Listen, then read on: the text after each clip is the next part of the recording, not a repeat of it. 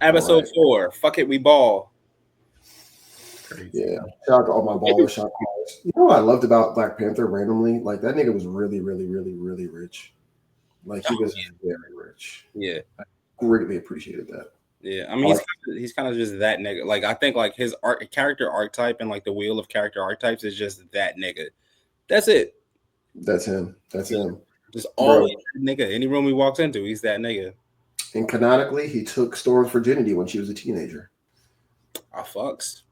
Yeah. With that being said, welcome guys to another wonderful episode of Dots and Lines. We done hit episode 4. I'm not doing the intro once again because I'm steady fucking it up. So I'm going to introduce my man, me, Con L. What's your name? What do you go by? What do you do, brother? Hello, my name is me, Con L, your friendly neighborhood Renaissance man. I do all of the things. And yeah, shout out to the boy Con L. Mr. Sniffles. What happened to Philip M? What happened to that? Yeah, what did happen to that? We're growing. We're changing. Okay. Villain art. Mr. Sniffles over here. Wait on it. Full of hatred. Yeah, no segue into anything else after that. We got too many Nazis out here for people to know you as that, but we'll address that later on. That's the wrong brand of hatred, man. Wicked work is what that is. All right, and I'm Grayson Red, just your good old-fashioned dweeb. We're going to be talking about some really exciting things today. Comic talk, movie talk, show talk. We didn't put this on the top today, but real quick, go watch Invincible. God damn, that show was great. Just go watch it. I see where the budget went for the season. I understand. I get it now. Bro. I understand it now. I understand it now. Speaking of dollar signs, let's talk about some of the pre-orders for a lot of these DC books that are coming out recently. Before we started really shooting this show on a schedule and like giving it to the world, we talked about the Absolute Universe and the Ultimate Universe. And the biggest success from the Absolute Universe has definitely been Absolute Batman. Scott Snyder, the writer of Absolute Batman and multiple other works, including like the best modern Batman run, period. Mm-hmm. Some people argue Grant Morrison. I'm not into that debate. Yeah, I met him. Shout out to Dave them. Yeah, he released some numbers for the pre-orders for a lot of the DC books. It looks like Absolute Batman. Fuck the reorder market. Fuck when they went back to the shops because it ran out of print. The initial order was 200,000 just for issue 1. 200,000 before they hit stores. He also said 150,000 for Absolute Wonder Woman, 180,000 for Absolute Superman, and that was just the first 3 books. Damn. Now we're going back to the drawing board. Not back to the drawing board. We're going back for the next 3. We have Absolute Flash, which comes out next week, which we're going to be fucking covering. Okay. Absolute Green Lantern and Absolute Martian Manhunter. Bro, apparently, the third one. Absolute Martian Manhunter? Yeah. We can talk about that real quick. Okay. Yeah. He looks different. Absolute Flash apparently is selling 170,000 before it hits fucking stores. God damn. 170,000 copies have been sold before it hits a goddamn shelf. Yeah. Now, this isn't like the comic boom in like the 90s where they're selling 1 million copies because there's a speculator's market. So I'm not trying to compare it to that, but I'm saying in today's modern times, 100,000 insane. It's something, like, yeah. Gangbuster, dog. I think the thing that's happening. Yeah, that's a big deal. Yeah, I think the thing that's happening is that people have been wanting something like this from DC for a while, because DC has always been like the classic comic book, like bad guys show up, good guys fight bad guys, good guys lose, then good guys go train, then they beat bad guys. That has been DC's formula. DC is very classic storytelling, but now we're seeing like the darker stories, which we rarely get from DC, as an entire line, and people are like, yo, this is what, like, it's like crack cocaine in the 80s. It's what I've been waiting for. What's up? So I really get that perspective. I also feel like from a new reader standpoint, it's just really easy to get into. Like me, I love the long story of continuity because I feel like there's always something else new I can find out. Like, oh, there's something I didn't read like 30 years ago. What's that about? Some people that's like too scary, and I understand that because even though it starts at a number one, you can really just read that run. Some people feel odd about not reading everything before and everything after. Yeah. With this, it's just a number one. Like Absolute Batman, you start there. Yeah. Going. I Desmond, mean, you about to say something? I'm sorry. well, I was gonna say real quick, just like my first comic book series that I ever purchased with my dad was 52. It was the reboot of the DC universe. So it's like when you have a new thing with easier barrier of entry. To be fair, I just wanted to. It wasn't a reboot. New 52 was a reboot. I don't want to confuse everyone out there. It was a restarting. It was a restart, a soft relaunch of the line. Just 52 was the precursor to New 52. There we go. Yeah, my bad. There's people out here that are gonna be like, they fucking lied to us. They're not real nerds. Like, yeah, nah, chill out. Calm down, bitch. Touch grass, relax. Yeah, definitely touch grass. Shout out to Touch Grass ENT. But yeah, Desmond, you were saying something about you don't like the idea of Martian Manhunter. Absolute Martian Manhunter. Not bad. No, you're fine. Because I feel like Manhunter, Martian, to go at least with those other two names, Flash and this nigga pronounced like a Jamaican. Yeah, that was a Starfire. But yeah, with Flash and Green Lantern, those two have like I feel like Flash gets the best DC stories, or he could be used the best way because his power with speed and just how many like the whole what's the timeline thing called with him? Flashpoint? Yeah. Yeah, there's so many like good Flash stories. No pun intended. Like, Green Lantern into the ground. I said no pun intended, but they definitely ran Flashpoint into the ground. 100%. Well, yeah. I mean, but it still has a couple of different runs that me as a outside who's not really going to the comic book store eating that shit up, you know. I know from y'all like how hyped up it was, especially like Green Lantern and the whole Spectrum type of deal. Like that's those are two big names. And when you said Marvin, go ahead. Yeah, Martian Manhunter. Goddamn Negro. Yeah. Martian. That's just like, okay, well, Justice League. That's the only reason why I know you. And maybe like if he ever was in that fighting game. Well, I think this is the thing that happens is that because he's analogous to Superman, he gets like overshadowed. The same thing with Shazam, right? They're like both Superman allegories. Like he's Superman but from Mars and green. You know, he's Superman but he's a brother. And like Shazam is like Superman but a kid. It's like when you have these allegories, they kind of get overshadowed by like the real thing, especially when they're standing next to it.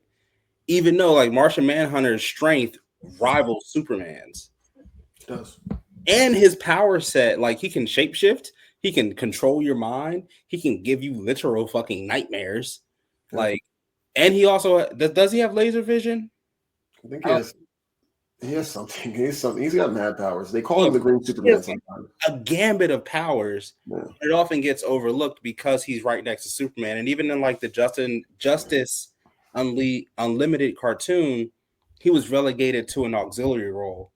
So in those instances where we got to see stories of Batman, Superman, Wonder Woman, Flash, Green Lantern, Martian Manhunter was on the watchtower delegating shit.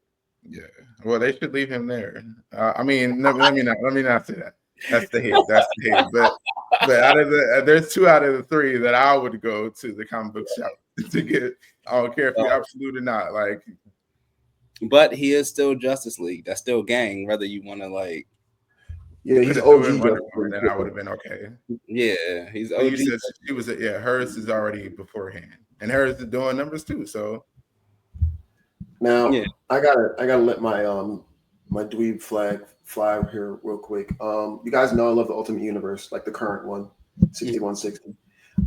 My favorite title from there is probably Ultimates, written by Dennis Camp.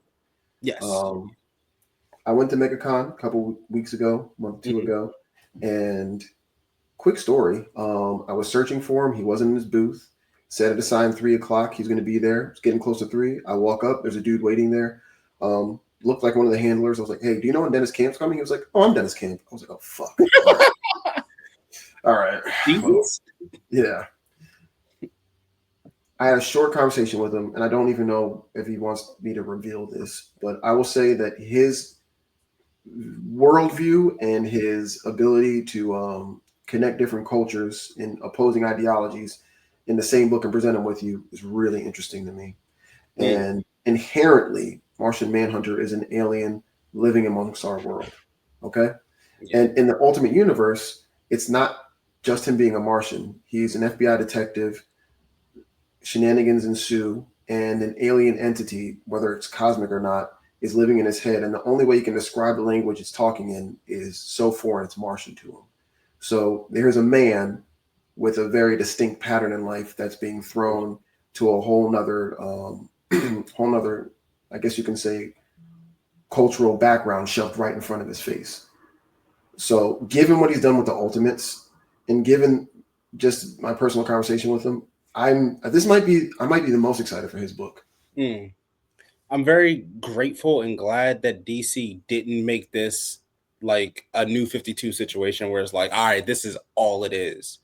However, on the flip side, I'm also grateful and glad that we're getting something like this, because this is fresh takes for all these characters. And even like for somebody like Desmond, who maybe doesn't read Martian Manhunter, now it's a chance for him to come into it and being like, oh, this isn't the Martian Manhunter that I've seen in Justice League Unlimited. This is some new motherfucker with it as 2 separate ass people. Yeah. Which is something we haven't seen before with Martian Manhunter. It's always been like him masquerading as a human, like Superman. This is different. I hope he gets smoked. Wow. You said what? I hope he gets smoked. Me personally. Great. That would be the best way to write it. Like, all right, so y'all waiting on 3 comics, right? Nah, we just smoking him. And then now y'all focus on Flash and Green Lantern. That would be some shit you would never even thought of. That's crazy. I mean, I guess, but like, why? Oh, damn. Yeah. I don't want to kill all of our popular comic book characters. Hey, they do it in Naruto. They make you start feeling like, all right, cool. Like, let's put more of this character in there. Now, once you start feeling for the character, that's when you know they're about to die. There's like 2 real characters in Naruto that died. Fun fact. Neji was supposed to die during the Sasuke retrieval arc. Oh, that'd pretty much the same. He pretty much died the same exact way. Well, that's what happened. If he would have died there too. I mean, in all honesty, all of the other characters died after Naruto ended when he went into Shippuden, because we ain't hear shit about none of them. Listen, all of them, yeah, you guys are hitting the nail on the head. All of them were supposed to die except for Choji. And the reason why Shikamaru kept being a ninja is because Choji was going to keep being a ninja. He was like, all right, I have to do something to keep him alive at least. That's my best friend. That would have been great. That's such a better. Never mind. That's a whole nother conversation. Just do it. Just kill them off. Just have them get smoked. Niggas, that would go crazy. Anyway. Speaking of things that people wish were dead, Batman Hush is returning. Crazy. And your segues need to be studied, dog. And it is returning with a vengeance. 400,000 pre-orders. I don't think y'all niggas heard me. 400,000 pre-orders for this book. It's a great number. It's a great thing, but I'm gonna let you have the floor for this one. Go ahead. But I wish we could get new stories instead of old stories in new ways. I get it, but why? Why don't we just tell new stories with new characters versus just rehashing an old, we're bringing Hush back, but it's like, why? Hush, like 19, maybe 18 years or so. Damn, it's been a long time. It might have been damn near 2003. I think they said that. But it's also like, shit. I'm gonna look that up. why are we rehashing old stories when there are new stories to tell, or make new stories to tell? Me personally, I think the January 1st, 2002. Damn, 2002 season finished 2003. Yeah, so that's what I'm saying. It's been a little while, and I feel like that's the type of character you need to carousel the villains with. Like, if it weren't for that 2003 Hush, because I even heard about the name back then, or at least maybe a little bit after it was going on. I know who Hush is as a villain, though, so I have no issue with it coming back, especially after so long. I just don't see the reason for. I mean, I guess I do get it because it is such an iconic story. It's like the Killing Joke, right? Can you imagine if they already did that again, right? Nah, not again. They never retouched it. Nah. Yeah. Imagine if they rehashed the Killing Joke and was like, "Yeah, this is the Killing Joke Part 2, Joker's daughter." Like, yeah, I wouldn't like that. Well, first we do have to be fair to the audience. There's because I still do say sometimes this is a show for newbies to the vets. Batman Hush was an iconic story in 2002 that was born out of just Jim Lee wanting to draw the fuck out of Batman's biggest villains. Yeah, and it introduced Batman's villain Hush, who was a weirdo who was basically obsessed with him. Got surgery to look like. I mean, I'm just paraphrasing. I'm super paraphrasing here. Yeah. Got surgery to look like him, and then shenanigans ensued. It's a good story. You know, I mean, it's worth your read. So go check it out, people. But I feel like we've kind of evolved past some of those story tropes. And as much as I can appreciate it for what it was at the time, it is kind of disheartening that amongst DC doing this really cool all-in stuff, like. If you're reading Batman right now, I mean, absolute Batman right now, enough said, right? Superman and Mainline, they're doing some really good stuff, even though Desmond's a hater. Just left and right, they're really trying new things. And then to rehash something like this, I hope that is good. I don't know what the story is about, and I'm going to check it out. If I don't like it, I'll stop reading it, and there's plenty of other DC stuff. But I'm kind of with you on, like, I don't want to rehash the old when there's so much cool new stuff you're doing, like right now. Yeah. But you're not even in a slump. DC isn't even in a slump. They're like doing very well. They're just doing shit. Yeah. I will say though, and anybody feel free in the comments to correct me if I'm wrong, that the new villain's name was named like the Silence or some shit like that. The new villain? I don't know what the new villain is. Right now, for the new Hush? Yeah. Apparently his name is like the Silence or something. It wasn't in the article that I read. Yeah, I don't know. I'm trying to go in this kind of blind. I'm trying to because they did release some preview pages in the back of the last Justice League Unlimited, I believe. They did, and I literally avoided them. I saw it as I was turning. I was like, oh, let me not. You know what? My bad. That's my fault. You're fine. But I heard his name. I heard his name was the Silence just in doing research. Yeah, and if that is the case. That's kind of like, because like the dude's name is Hush, and then like the Silence. Those are they're not even like, you know, like they're not even different. I don't know, man. I'm gonna stay positive because DC's doing so much that I like right now, and maybe I'm gonna fall in love with it. You know what I'm saying? I do think that I wasn't a fan of the fact that this run. So this is happening in the actual Batman run. Mm-hmm. They stopped what Chip Zdarsky and Jorge Jimenez were doing, so they didn't stop it, but they expedited the process and kind of rushed to the ending so they can get here.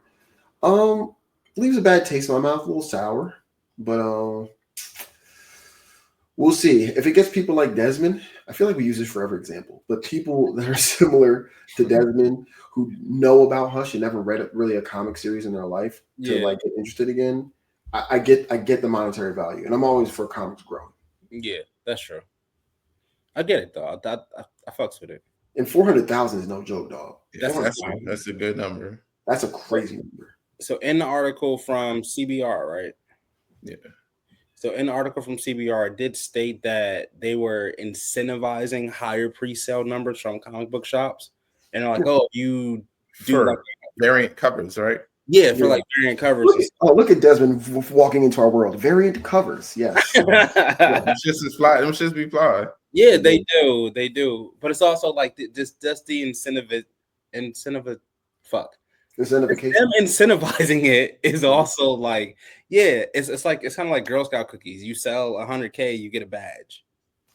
Well, I don't begrudge people for that because at the end of the day, the shops still have to put up the money to get them, and they're assuming that someone's going to buy the 1 in 150 variant. Yeah, because and most of the time, they're correct.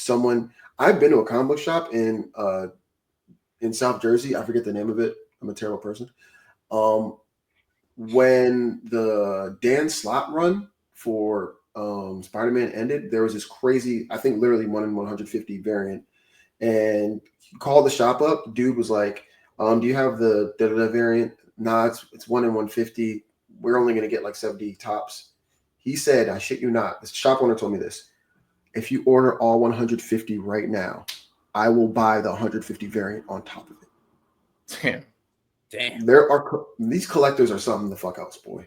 Yeah. All right. So I don't begrudge people for wanting to get that because it's money at the end of the day. Like, yeah, it is kind of inflating the numbers a little bit, but 400K, bro. That's facts. If 50K of that is from incentives, God bless them. Also, we might as well link the article too, because even having the pricing for like the oversized covers, like that wasn't that expensive to be honest. Like, it's like $20 for a bigger cover. Like, I see how they get these off by feeding other small pockets of the community. Like, you got the collectors, but you got the people who like really go after that shit. I bought a couple variants myself. Like I've spent way too much money on variants. I'm not gonna lie to you.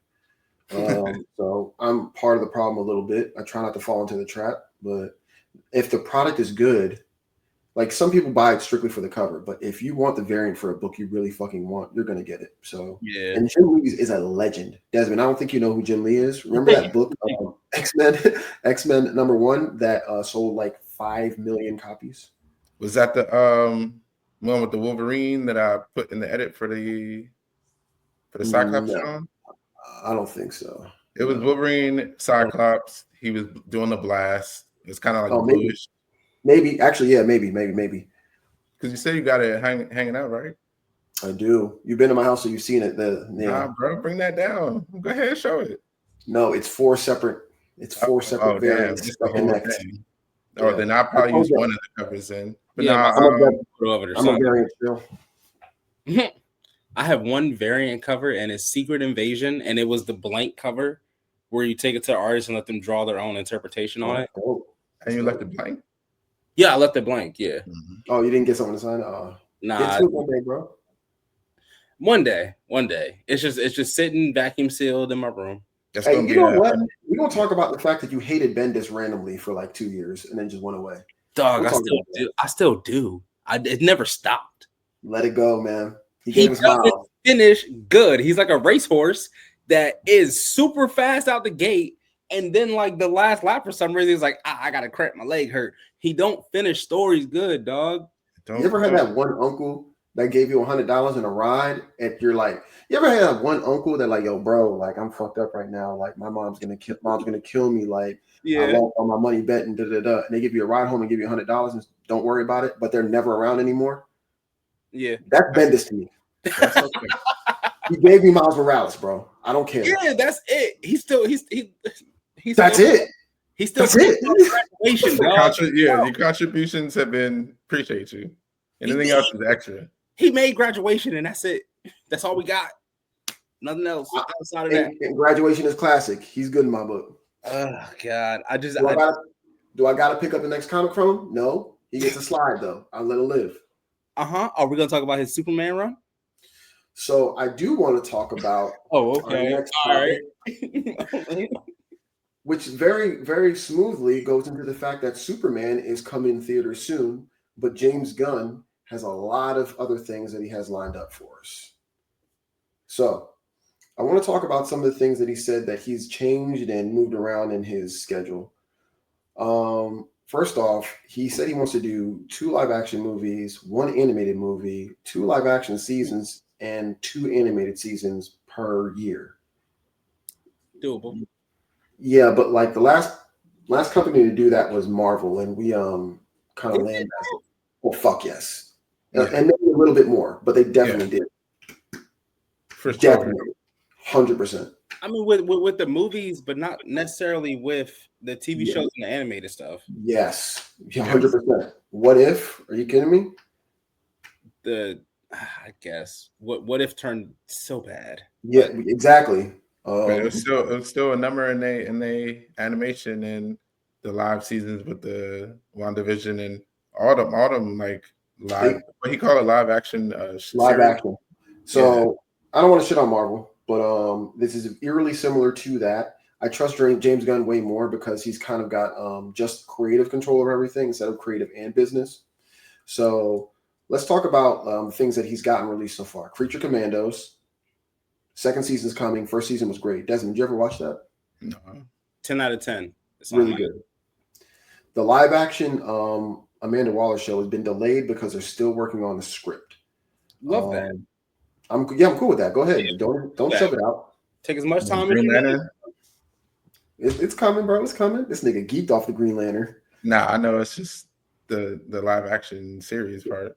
It's coming. Peacemaker season 2 apparently is coming this August, which is like great because I hear they got done filming a good chunk of it. I don't know if they're reshooting it. Shout out to Hill John Cena at one time. Fuck them kids. Fuck them kids. Crazy statement, but still. Superman is coming July, and we know that's coming because apparently it's been done since last year, and they've been working on post-production for damn near a year straight. I'm going to see it twice, personally. I hope so. I hope it's great. Yeah. Green Lanterns with our light-skinned king, Aaron Pierre, is coming out 2026.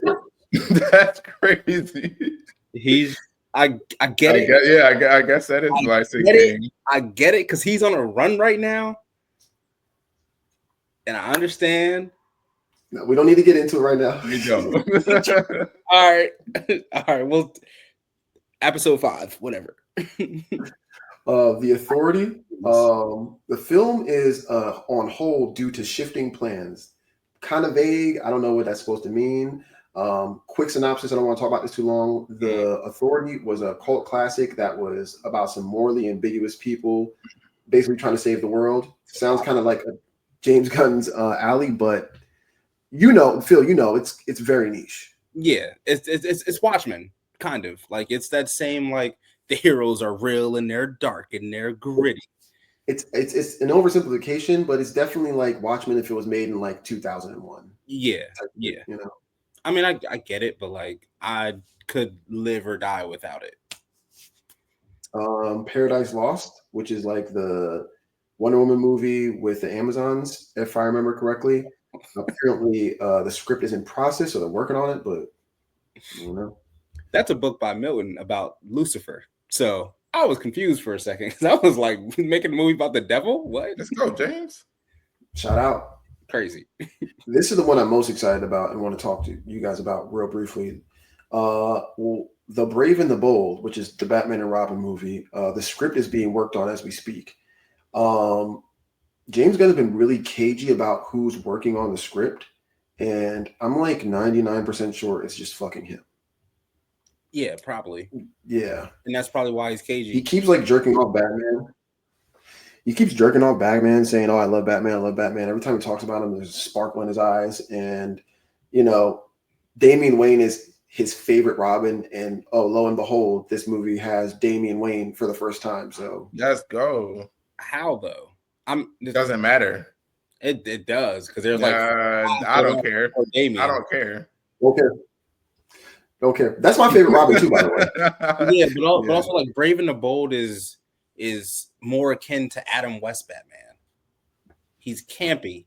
He has shark repellent in his belt, Well, I kind of like the fact that they're differentiating it from Matt Reeves' Batman, which we're going to talk about soon. Which is Batman Year 2. Cool. Plus, Justin, do you remember the series that DC did where it was like Year 1 Superman, Year 1 Batman? Yeah, vaguely. I read that so long ago, bro. Yeah. So it's like it's more akin to that. But as far as like including Damian into Brave and the Bold, it's like how? I don't think that it's campy. I don't think it's that. I think this is going to be because from what James Gunn said, this is a DC universe that's been lived in. Like there's been superheroes here. So me taking away from that is the fact that like Batman's been around for a little minute and we just haven't caught up with him. That's it. Yeah. I just don't like. I mean, I guess if it includes Nightwing as well and Red Hood, because we're gonna get the Teen Titans movie. We're gonna get to that. We're gonna get to that soon. Mhm. By the way, all of those movies were apparently canon that I just mentioned, so that matters. Booster Gold is supposed to be getting a movie. I'm sorry, a showrunner very soon, but he just lost his showrunner.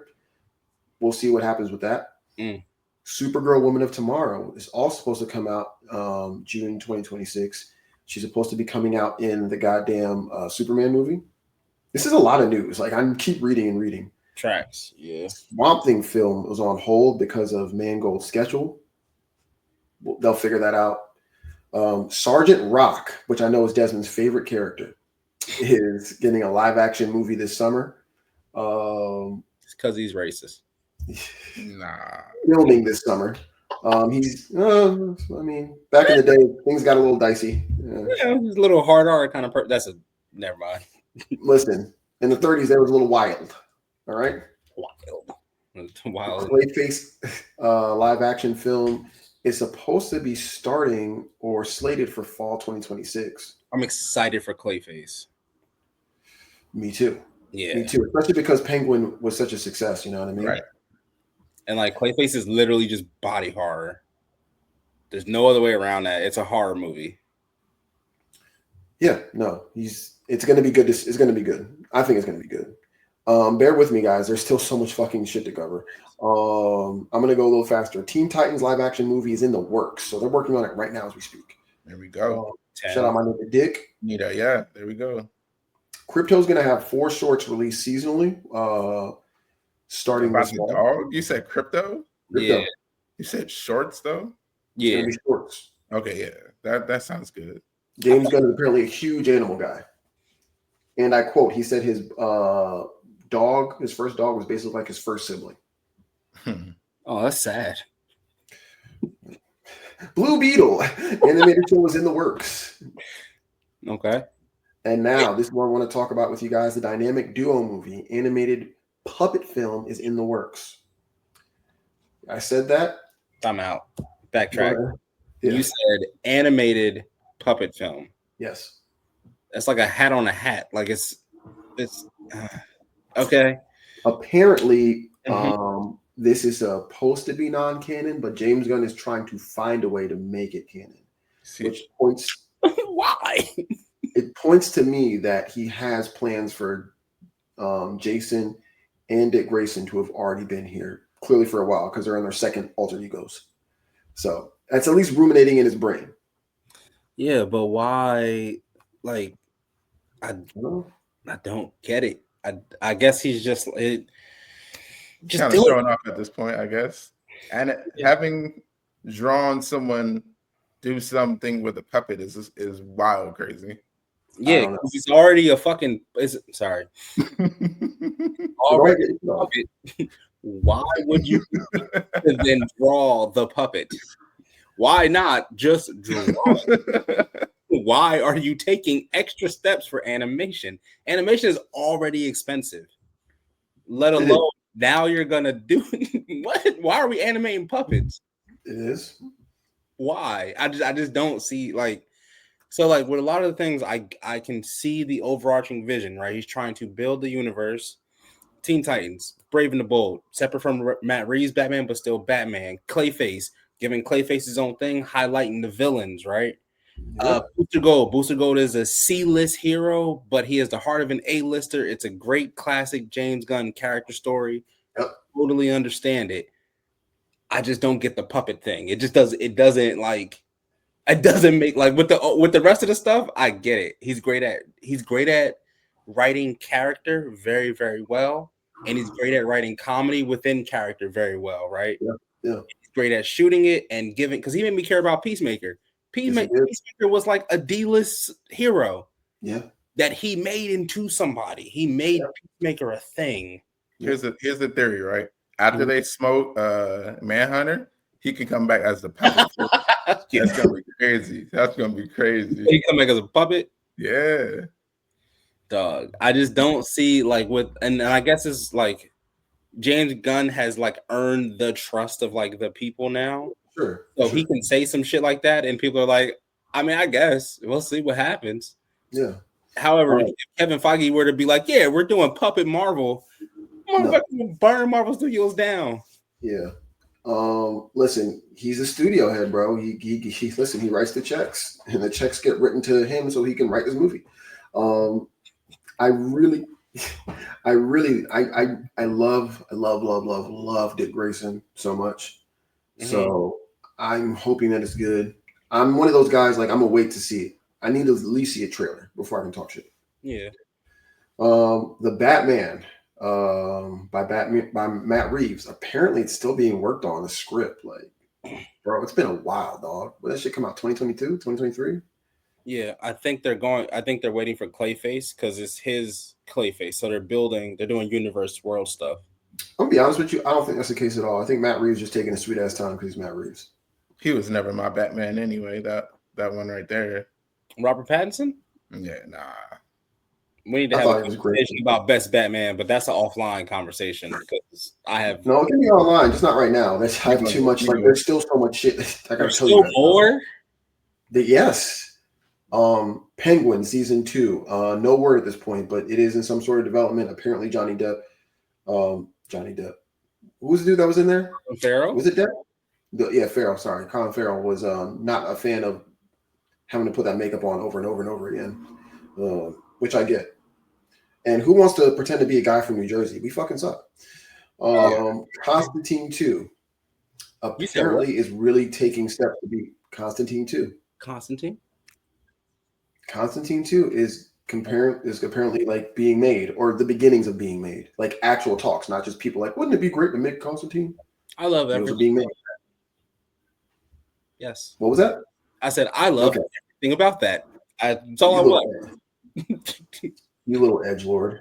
That shit. That's about as rehashing like the Hush thing. If anything, that's about the same.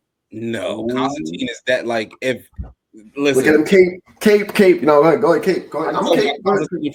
Dog, Constantine's bloodline is literally born with luck. Like, he is literally that nigga in terms of magic and everything like that. Like, he's that nigga also, and he doesn't give a fuck about nothing. He's that nigga, and he's nihilistic because he knows. It's difference between like being that dude and not understanding why you're that dude, but he knows that. And on top of that, he is like the magic authority in the DC universe in terms of like power, strength, and just overall like knowledge. Like, people go to him and like, yo, I got a problem. He's like, all right, well, buy me a pack of cigarettes and I'll solve it. Like, what? All right, Desmond, let me tell you why he's the GOAT, though. Mm-hmm. He cured his cancer by tricking 3 demons to hit him at the same time. It's a fact. He saved the world multiple times while being hungover and not shaving. Mm-hmm. And he went over to London trying to just get a beer and ended up banging this sweet bartender who was like a 6'2" black guy. Super progressive. Oh, damn. Come on, bro. Damn, it is 2025. We got to embrace everything here. Shout out to my bisexual king.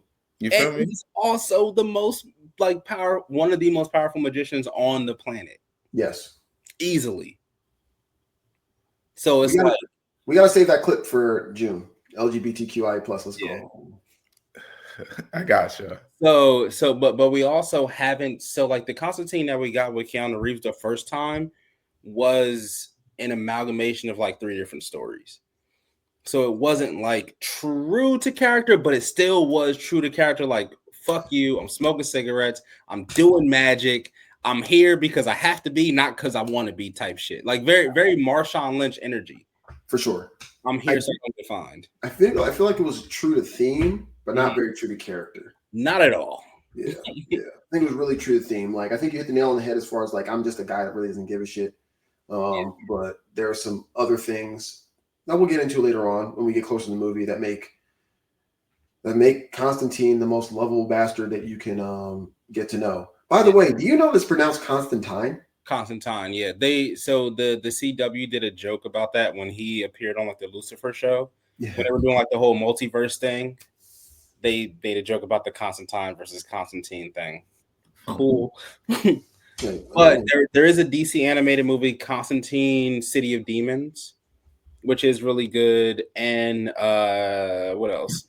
The whole thing with like after Flashpoint, where the whole resetting of the DC animated universe was helmed by Constantine. So there's like a middle movie that takes place between the resetting of the DC animated universe.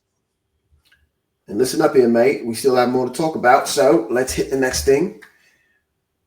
Shout out Constantine. We have the animated stuff. Green Lantern. My Adventures with Green Lantern. I don't know if you guys have watched the My Adventures with Superman show. It's so fucking good. Dragon Ball Z inspired. A lot of action, a lot of heart, and apparently they're following it up with Green Lantern. What's it on? It's on HBO Max for sure. My Adventures with Super. That's young Super. That was a young Superman, John, right? It's really good. It's really good. Okay, I'll give it a watch. Like you'll both really like it. Like this, like literal Dragon Ball Z references, no bullshit. Power ups and everything. Shout out to the young Negro who's helming that. We just out here winning. Another animated TV show, Starfire, which I'm pretty sure is not going to be canon, but apparently will be cool. And then an animated TV show called Superpowers. I don't know what this one's about. I can't even lie to you. And that is it as far as the stuff that's supposed to be coming out in the next like 3 years. Jesus Christ, that's a stacked roster. That's a lot of shit, dog. Yeah. But I get it. Like there's like each one of those projects has a separate team. If it was just James Gunn, there's no way. Doing all those things, I'd be like, nah, there's no fucking way. But because I know how movies work, I get it. It's easy to do a bunch of shit if you have a solid team for each project. So I'm excited. Yeah, I can't wait to see that that puppet movie with Dick Grayson. Okay. Like, how do you even have the buns with the puppet, bro? Like, yeah, how you gonna have a fat ass with the puppet? You know what I'm saying? Puppets. Why is it puppets? Why of all things puppets? Why not stop motion? Why not claymation? Are they gonna like stuff his ass with like extra cotton, or are they just gonna use like silicone plants? I don't want to see any version of Dick Grayson that's an adult without a fat ass. It might be wood. Might be wood. Might be a wood puppet. I need that shit to jiggle, bro. Come on, bro. It's animated wood, because why are the puppets animated? I don't know why the puppets are animated. Well, with the power of animation, we can see that shit jiggle in 4K. Like you could, it could be 8K. 8K. Listen, you're taking a side, but Dick Grayson canonically has the best ass of any male superhero in the DC universe. That needs to be seen. As voted by DC, he does canonically, yes. And the viewers and the viewers did vote on it. It's understandable. Shout out the Harley Quinn animated show, which is basically like an abridged series. Basically, I watched it the other day. I was like, this reminds me of Dragon Ball Z abridged. Like it's the same thing, but like mainstream. Yeah. I want more of that shit personally, because I think it's a good like not middle ground between like the animated stuff and like the live action, but it's so different. But it gives different takes for stuff, and it's basically an abridged series, which is like a niche internet thing. And listen, I like it. They've had this is their 4th or 5th season, right? 5th season, yeah. I haven't watched all of it, but every time I watch an episode, I'm like, this is funny and like charming. It's funny as fuck and charming and weird, but you know. Shout out to Dragon Ball Z Abridged. Shout out to Team 4-Star. Shout out to Team 4-Star. They still making shit cook. Holding it down. Sure. I like that you brought up anime because our next topic is anime related. And Desmond, I want you to kick us off with how you feel about the My Vigilante trailer that just dropped. Nah, I mean, yeah. Yo, dog, what? Nah, I mean, it's a side story. I mean, it is. But for the trailer, you see a lot of Zawa. They're going back on the Trigger type of storyline with it. Apparently, it's about like 3 years prior to the events of Class 1A, correct? Of what? Class 1A. This is 3 years before. Yeah, Class 1A. Yeah, 3. It should be 3 years before. Yeah. So it's It's My Hero, but it's not.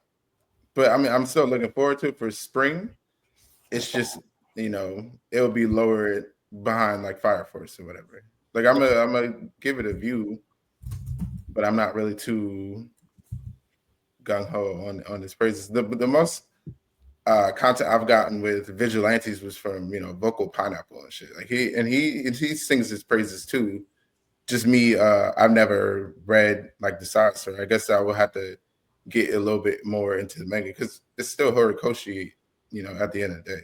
Well, it's overseen by Horikoshi. The writer is type of deal. The writer is someone else. I can look that up. And apparently, we were both wrong. My Vigilante actually starts 4 to 6 years before Class 1A type shit. 4 to 6, okay. Yeah.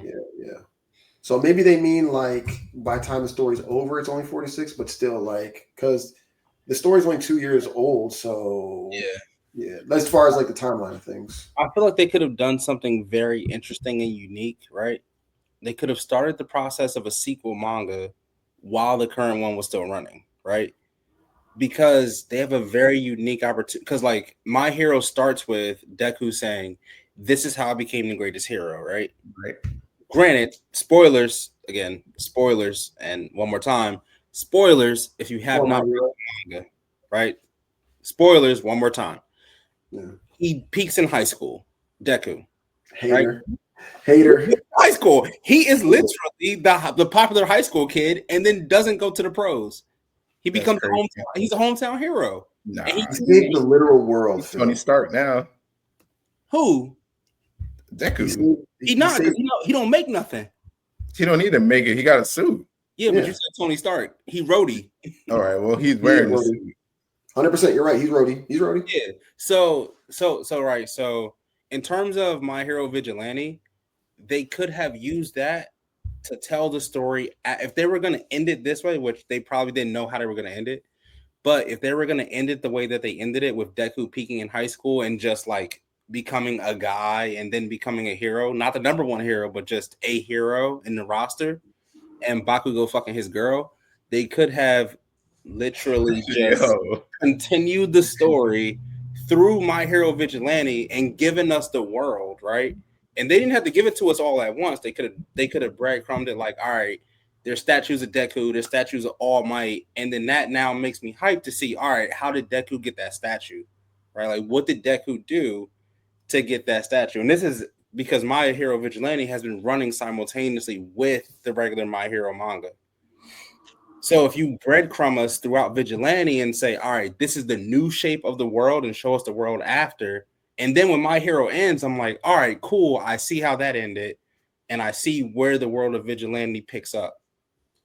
And you also get your sequel without having to do really any of the groundwork because you've been building it simultaneously the entire time. Yeah, but it not being centered around Deku, I mean, I feel like that's why they waited so long to make an anime version of it.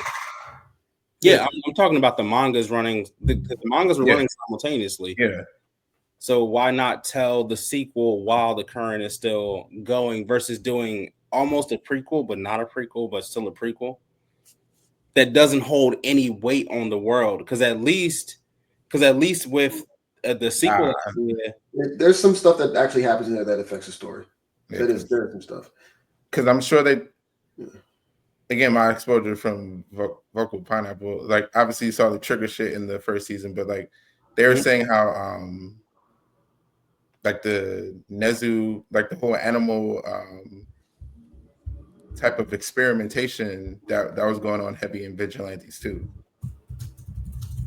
Listen, I hear everything that you're saying, Phil. I think there's definitely some chances that My Hero could have taken to become a little bit more goated. But I feel like at the end of the day, My Hero they didn't even know how it was going to officially end. Like Horikoshi originally wanted Bakugo to hold All for One at the end and then take down the big bad together with Deku. That'd be cool. Very power of friendship. I love it. But he changed that, and I'm sure he had some other things he wanted to change on top of that too. So when a story's going on like that forever, not forever, but it went on for what, like 10 years? Yeah. you can't predict everything's going to happen in the middle. So it's tough to show stuff in the future while you're still working on stuff to build to the future, you know? I mean, I guess like my thing is like you write with the end in mind in terms of just like being a writer and stuff like that. And like you see that with like the writers of our generation in terms of like America and stuff like that, right? With like the Brandon Sanderson and like the George R. R. Martins and things like that, even like other like prominent indie writers. George R. R. Martin, huh?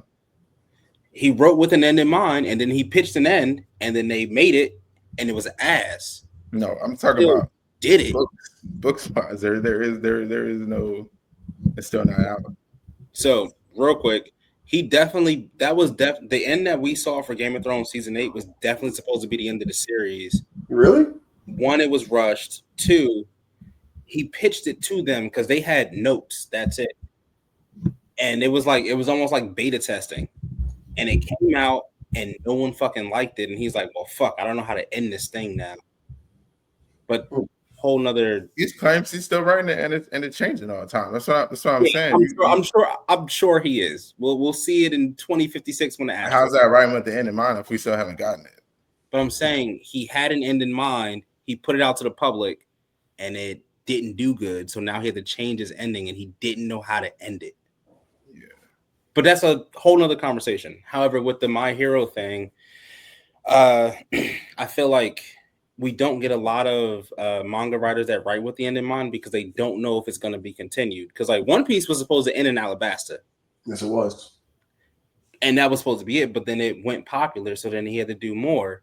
My cat's trying to fuck up this whole shot. Yeah, I was like, what the fuck is that? Say bye to Stardust. Yeah. And then fucking JJK was supposed to be about Yuta, not about Yuji.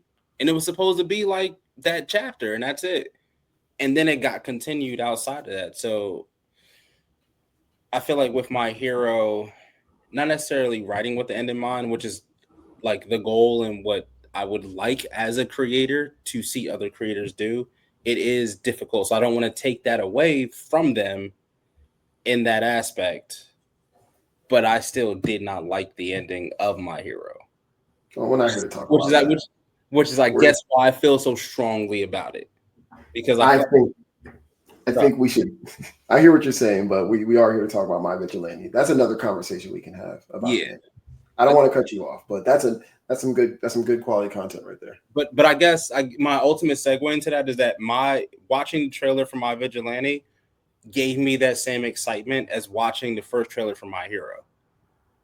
It made me want to watch it. It made me want to like, all right, I want to, because I'm invested in this world. And even though I didn't like how My Hero ended, I'm still invested in the world. I've invested 10 years into the world. So even if it's before or it's after, I still want to know how this world functions. So I'm going to go read the manga tonight. And then I'm going to watch the show. Because that trailer made me interested in My Hero again, which was virtually impossible because I know how the manga ends. Yeah, we do know how it ends. It's a fact. Yeah. I feel like way less harsh than you guys. I'm excited to watch the Vigilantes. I didn't hate it that bad. I'm in the minority. That's okay. That's all right. No, I agree with you. I'm with you. I just feel like the ending of My Hero was ass baskets, you know? We gotta talk about that one day because I don't agree. I've seen a lot of people have conversations about that, and I'm like, I think you guys are being a little harsh. He kind of peaked in high school. The series starts out with, "This is how I became the greatest hero." He saved the literal world. To not. He literally saved the world, like him. Cool. Him and everybody else. No, when it was it was him. It was him, bro. It was for sure a team effort, though. It was for sure. At the end, when he was max powered out and he was fighting like just all for one with Shigaraki's body, that was him. That was literally no one else but him. Yeah, but I'm saying I had to get to that point, though. You know, they had to get through the first health bar. The nigga had regeneration. You know what? I'm gonna start. You know, we need to add a segment: how mangas ended. I feel like that's another conversation. I don't think people want endings unless like it perfectly fits their power fantasy.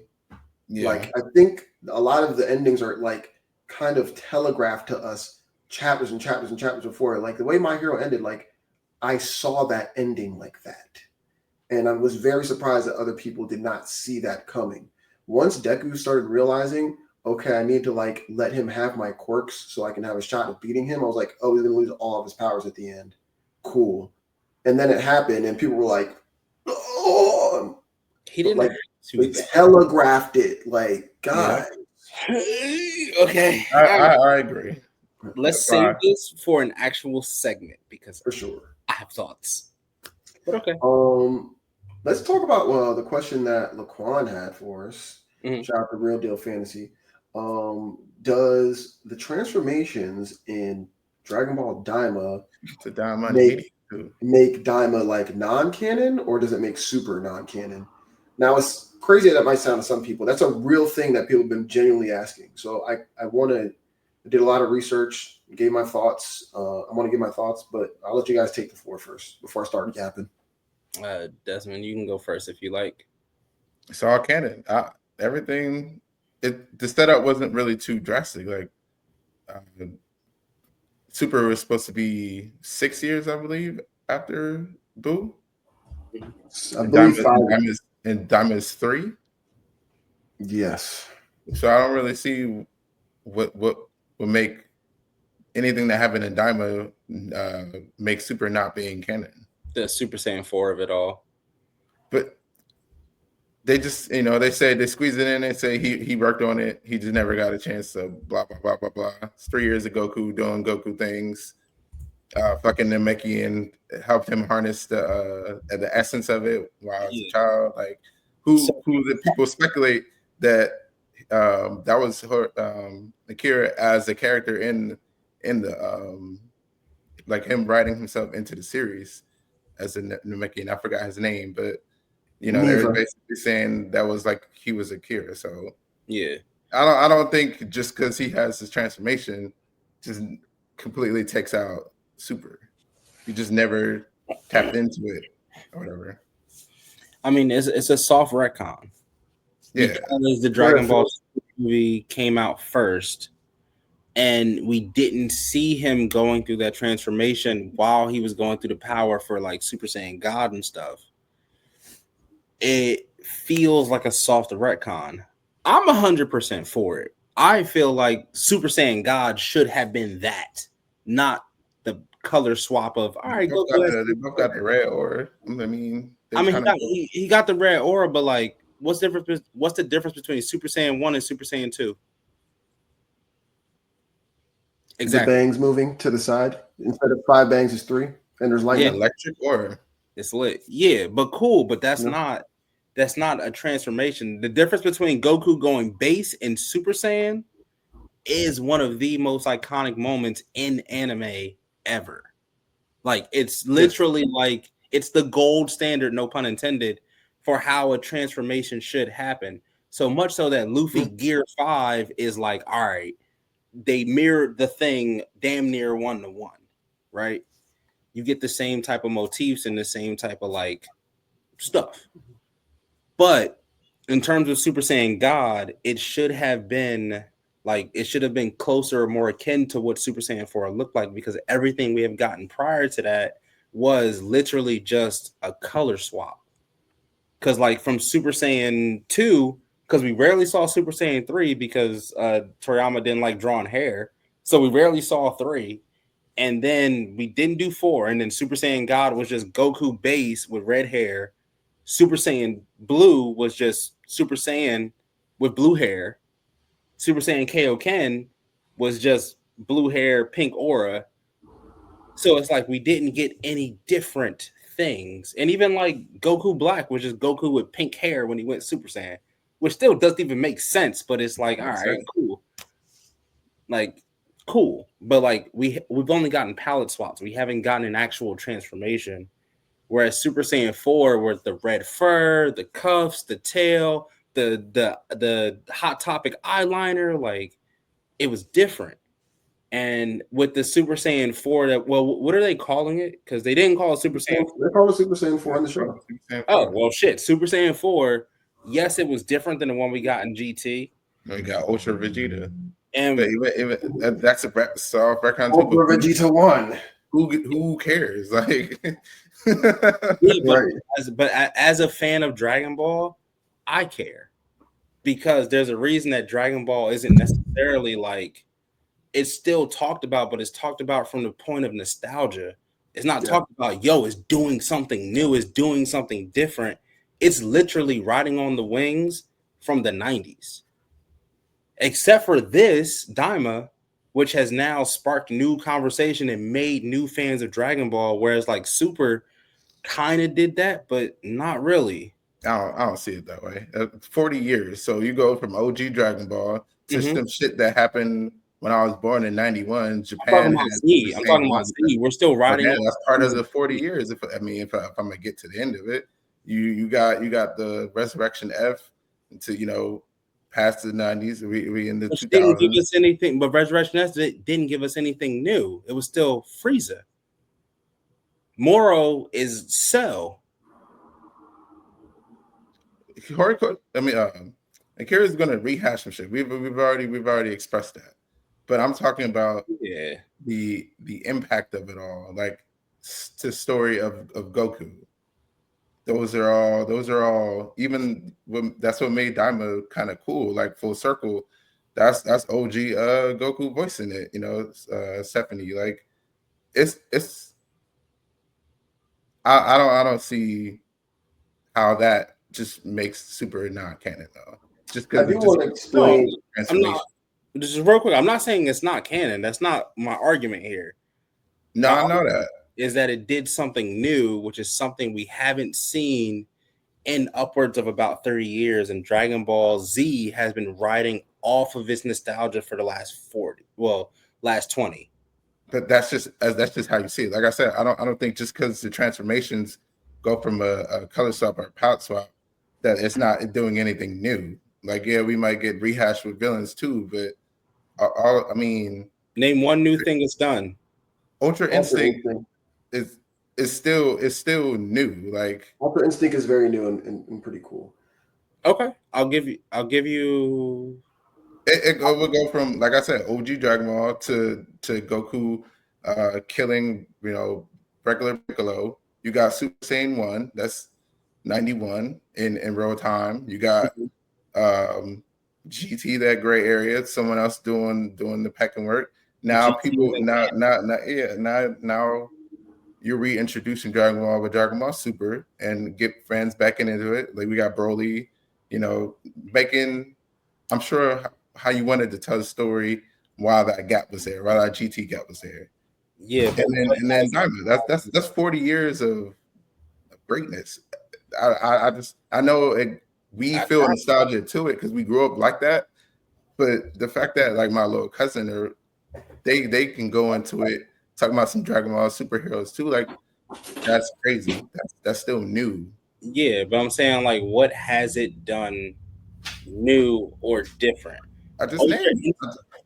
I'm talking about since Dragon Balls, because the last new thing that we got, I mean, totally new, not based off of anything else, was Boo.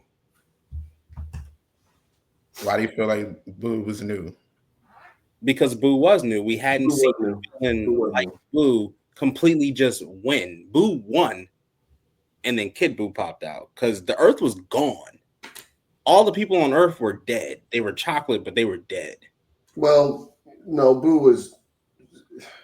I want to get to my point in a second, but like Boo, Super Boo was about to be toast by Super Vegito, and then Super Vegito let himself get caught, so that way they could free everyone else inside of him, including their sons. And then Vegeta was kind of a dickhead, cut off a part of Boo that made him transform back into Kid Boo. Yeah, I mean more so the Boo saga was different. Just like the Cell saga was, everything was an escalation of power. It was a power creep, right? Because Boo was stronger than Cell. Cell was stronger than Frieza. Right. I want to say though, I really great points, but I just want to explain to everyone why Daima definitely is canon. There's been a whole bunch of instances where people don't use power-ups that they've originally had for one reason or another, whether it be because the writer just forgot about it. They didn't feel like doing it, or like the character was like, this isn't worth the power up. So, for example, we all watched the Super Dragon Ball movie, Dragon Ball Super Broly. It takes place after Tournament of Power. Granted, Ultra Instinct can't be used at will, but Goku could have used Super Saiyan Blue with Kaioken times 10. Yeah. He chose not to. Yeah. Vegeta could have used Super Saiyan Blue Evolution. Opted not to. The same thing can be said for Goku not using Ultra Super Saiyan when fighting Cell. Yeah, he gets big as hell, but he realized it takes away your speed. We could probably say the same thing for him using Super Saiyan 3 to fight Beerus instead of using Super Saiyan 4. Maybe it cost too much energy, and he was better at using Super Saiyan 3 at the time and optimized it to a point where it was better than just using 4 because it was used too much energy. Yeah. And can you use the transformation with the Namekian? We don't know that for a fact, but I'm just going to assume that's the case, so that way it makes it easy to explain. The Namekian didn't help him when they became adults. He just remembered how that felt when he gave him the alley-oop, really. That's fair, but also because they got rushed to kids or adults, like he didn't need the Namekian to go to it when he didn't for an adult. Yeah, and he very well could have like trained to make that power that he was able to use with that transformation. It put it into another Saiyan form. Mm-hmm. So it doesn't really bother me that much. It doesn't really change the canon. It's like you said, it's just a soft retcon. There's just a transformation he could have used that he really didn't need to. Yeah. But also we might see it later on because the showrunner now is a Dragon Ball nerd like us. So the manga artist? Yeah. The dude who took over after Toriyama. So it's like Toyotaro, right? Yeah, I think so. But I know he was he used to write Dragon Ball AF fanfic. So yeah, we'll probably Did you see the teaser image for the next volume? Nah. You fucking up. That shit is so cold. I know Desmond's gonna clip that because that shit is so cold. I'm gonna send that to y'all. God damn, bro. I'm looking at it right now. I'm glazing. But like, yeah, I'm excited.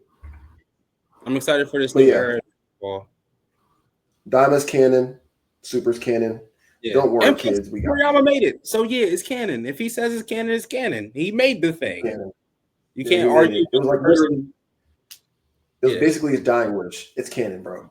Yeah. He's the god of the universe. So yeah, it's canon. Yeah. If he want to make Goku get fairy wings, guess what? That's canon now. I mean, that'd be so gay, but sure. All right. That's all the topics for today. Tell me, y'all, is there anything you want to suggest to the good people out there? In terms of suggesting, I have been rereading Seraph of the End. It's a manga. There is an anime for it, but the anime only goes up to like a quarter of what the manga goes through. But it's a vampire anime. Super cool, super edgy, but still Seraph of the End. Yeah. Go ahead, Des.